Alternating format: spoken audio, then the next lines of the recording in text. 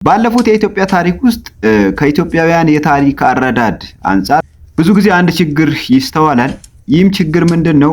መሪዎችንና መሪዎች የወጡበትን ማህበረሰብ ለይቶ አለማየት የሚባለው ችግር ይስተዋላል። ለምሳሌ ያህል መሪዎች ላጠፏቸው ጥፋቶች መሪዎች የወጡባቸው ማህበረሰቦች በፍጹም ተጠያቂ ሊሆኑ አይገባም፣ አይደሉም።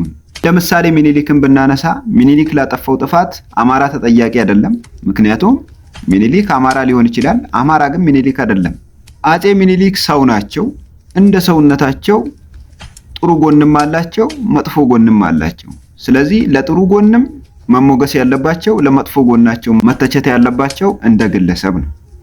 ከዛም በኋላ የመጡ አመራሮችን ብንመለከት የቅርብ ጊዜውን እንኳን ብንወስድ መለስ ትግራዋይ ነው፣ ትግራዋይ ግን መለስ አይደለም።